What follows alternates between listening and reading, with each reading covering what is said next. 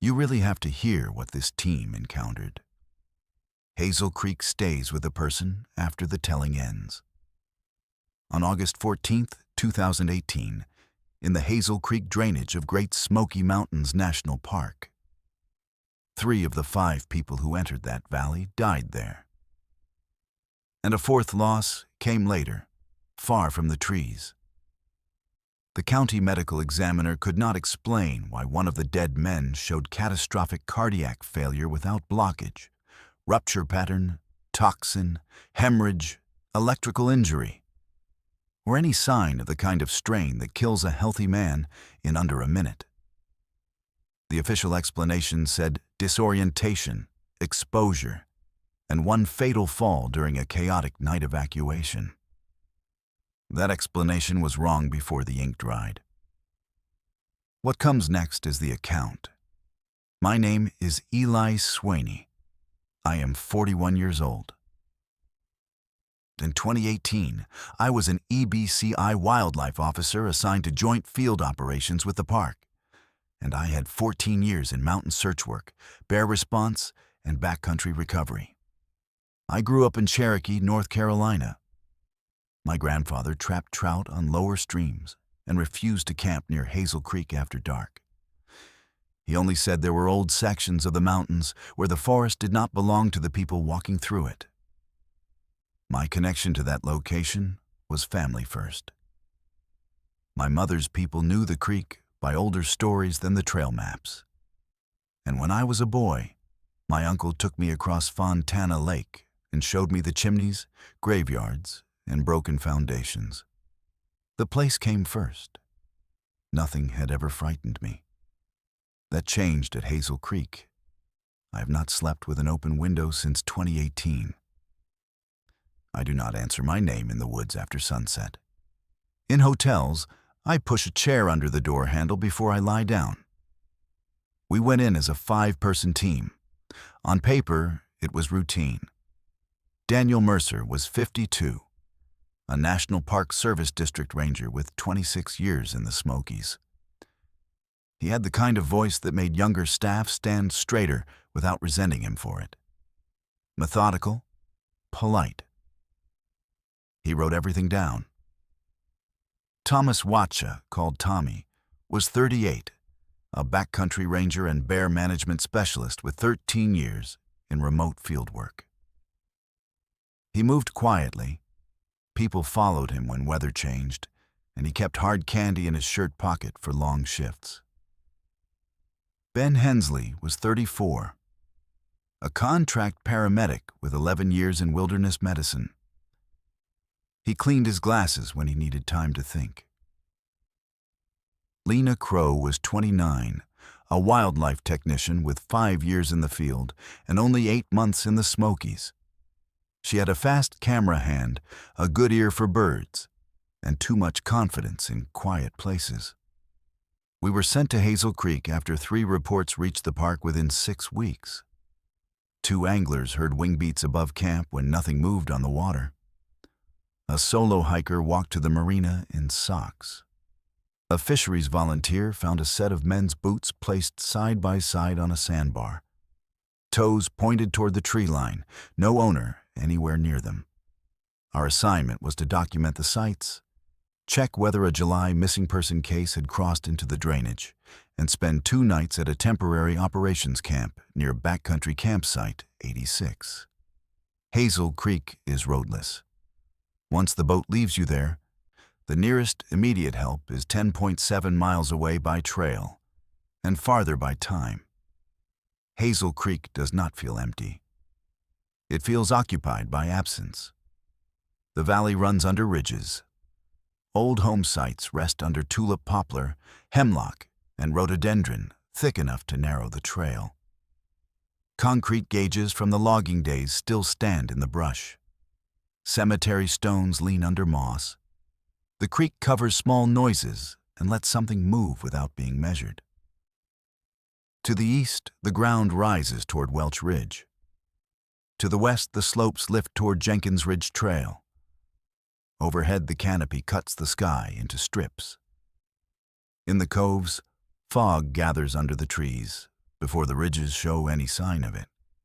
If something wanted to stay above sight line and below cloud line, it could do it there. We reached the site at 3:40 after a 30-minute boat shuttle and a load carry inland. Daniel wanted the tents close, one cook tarp, one med bag station, radios checked on the hour. We logged weather, photographed old foundations, and marked 2 locations where witnesses had reported overhead movement. The first wrong thing was small. Lena found tracks in a wash of damp soil 20 yards off the trail. They looked almost human, then wrong on the second look. Too narrow at the heel and too deep at the front. 4 prints crossed the mud and stopped in open ground mid-stride. No turn, no drag, no leap mark, no rock shelf nearby. Tommy crouched beside them, said nothing, then told us to flag the spot and leave it alone. 100 yards farther on, near the creek, we found a woman's rain shell folded on a flat stone. It was dry, though mist had touched everything else. The sleeves were tucked inside. The zipper was pulled to the throat. At 5:12 p.m., every bird sound around camp stopped. I do not mean it faded. I mean it ended. The creek remained. Everything in the trees cut off so cleanly that Ben lifted his head from the med kit and asked if our radios had died. 30 seconds later, something moved above us. We saw branch tips push down, fast, level, and too far apart for a black bear to manage. Lena raised her camera. The battery indicator went black. That night, Daniel ordered no one out of camp alone. At 8:43 p.m., with dark settled and the tarp lanterns hung low, we heard Tommy's voice from upslope saying he had found another clothing site. Tommy was standing beside me when we heard it. Nobody spoke for a moment. Then Daniel called upslope and the voice answered again, thinner this time, using his name. That was when I remembered what my grandfather had said. If it calls from above you, do not answer. If the woods goes still, keep your face down. I took the paper packet from my field wallet. It held tobacco and cedar shavings my aunt had pressed on me years earlier. I put some under my tongue. Tommy did the same. Daniel noticed, but said nothing. Lena did not understand the look that passed between us. She stepped to the edge of firelight and called uphill, asking if anyone was out there. The sound that came back was not Tommy's voice anymore. It was her own, from farther back in the dark, asking the same question half a beat late. Then the woods went silent again. Daniel sent Lena and Ben to the near side of camp, while Tommy and I stayed by the radios. That was the first tactical move it made. It gave us a familiar voice, then an echo, then space inside the group. Lena disappeared within 15 feet of camp. 1 second Ben was in front of her. The next he turned because she stopped answering. Her flashlight lay in the leaves, still on.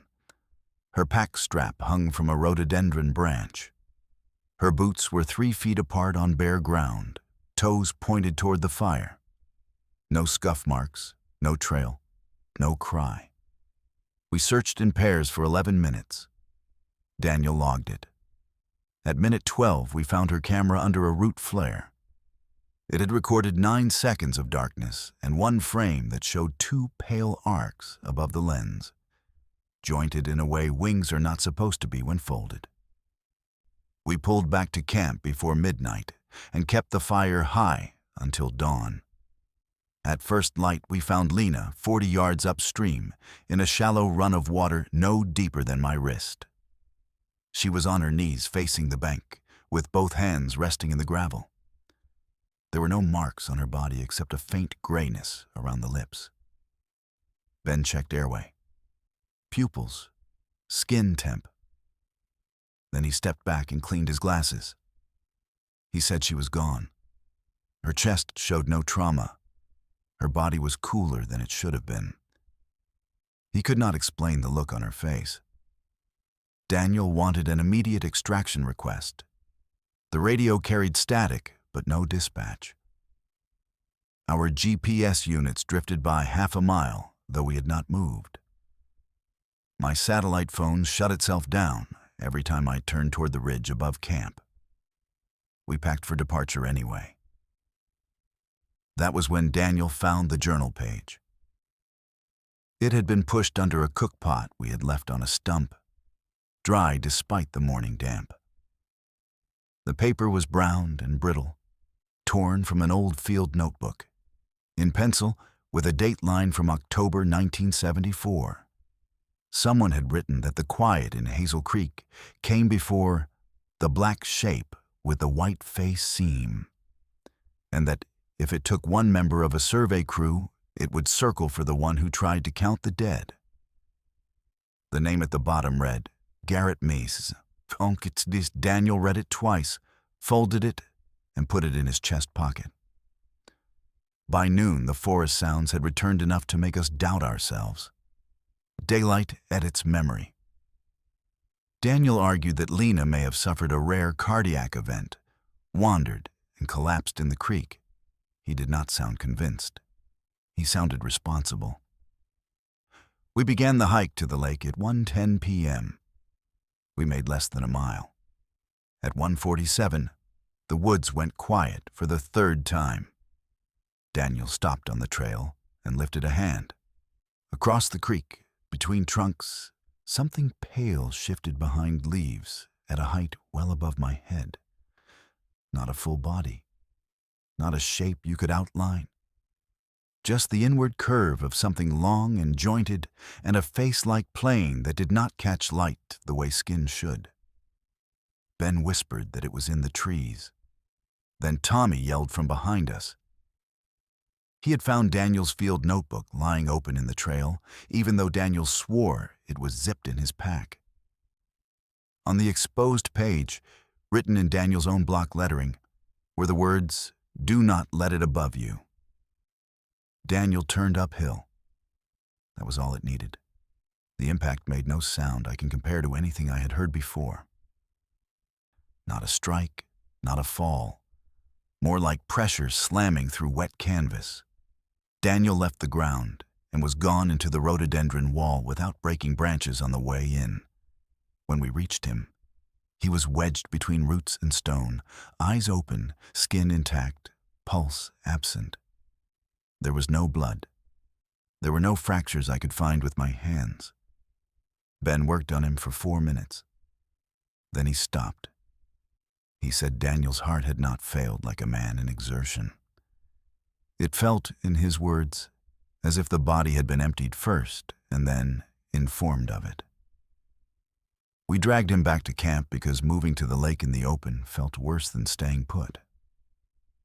That second night, it used our habits against us. It came low once along the creek to pull our eyes right, then struck left at the food line, cutting the haul rope without touching the bags. Later, it threw Tommy's hard candy one piece at a time into the fire from the dark beyond lantern range. It wanted motion inside the circle. It wanted one of us to break formation. Near midnight, Ben heard his daughter crying outside camp. She was 6 years old and asleep in Bryson City with her mother. The sound came from the old gauge tower, then from behind our tents, then from directly overhead. Tommy kept us together by force of voice alone. He said nobody moved unless he put a hand on them first. He said names low, one by one, like a man taking attendance in a storm cellar.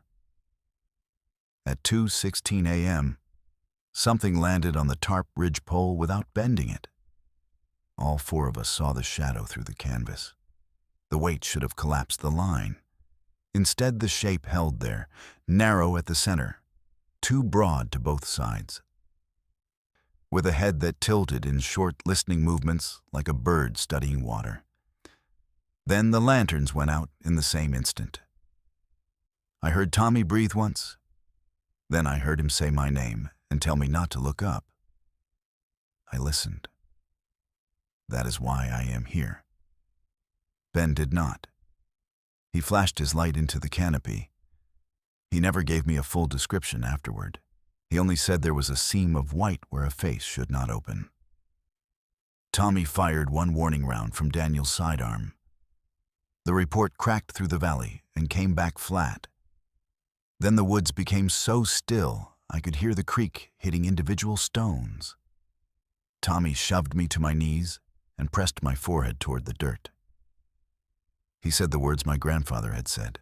Face down, mouth closed, let it pass over. I heard wing beats then, slow and heavy, but not like any bird. Each stroke seemed to come from two distances at once, near my ear and high over the ridge. Ben cried out. The sound cut off midway through a breath. When I raised my head at first light, Tommy was gone. His radio sat on the stump beside camp, transmitting an open line of static. 20 yards away, in a patch of sandy soil near the creek, his tracks ran at a sprint for 6 steps and ended mid-stride. Beside the last print lay the hard candy from his pocket arranged in a careful half-circle. We found him after sunrise on the roof of an old collapsed kiln above camp, where no injured man could have climbed in darkness. He looked asleep. That was the worst part. No blood, no tearing, no broken neck. His wedding ring was warm. His skin was cold. Ben and I got out by noon. The boat operator said we looked older than when he dropped us off.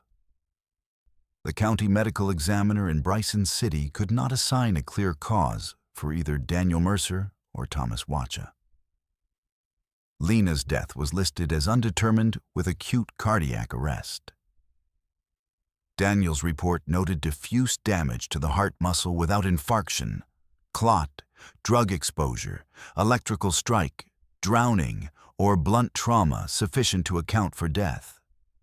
Tommy's report repeated the same language in a cleaner form.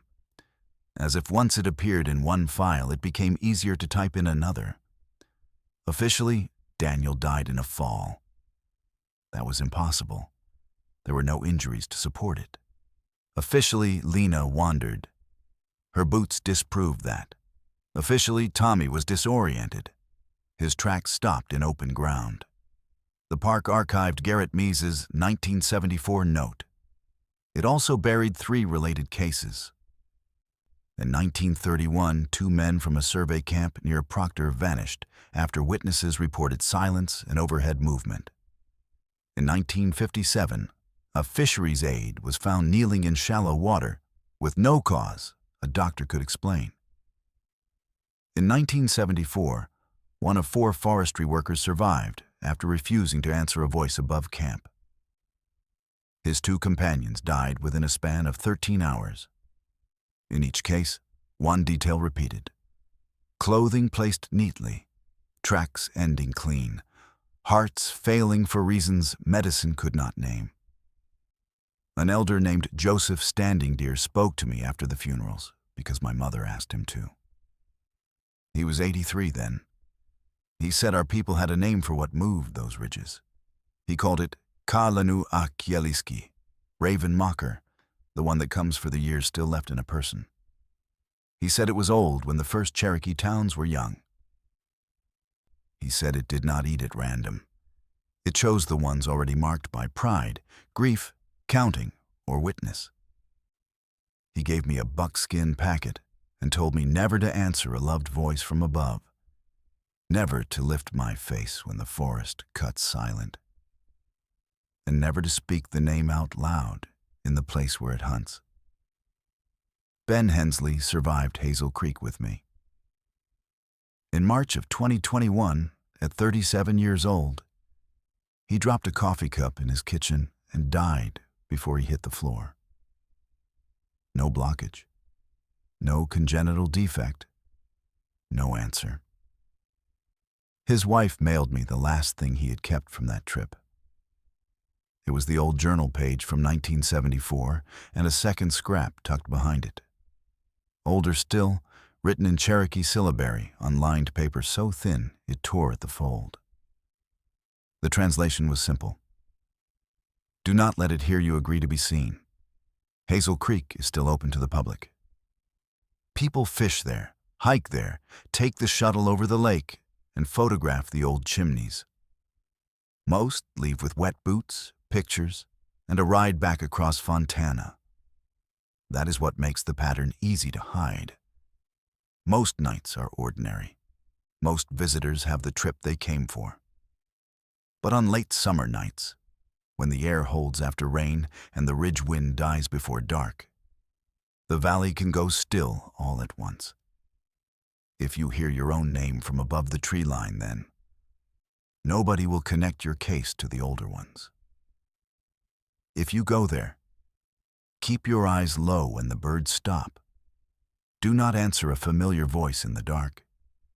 Do not step toward neatly placed clothes or boots. If the silence settles over Hazel Creek like a held breath, remember that the place is older than the maps you trust. I survived because Tommy pushed my face to the ground, and I kept my mouth closed. That is the part that keeps me awake at night.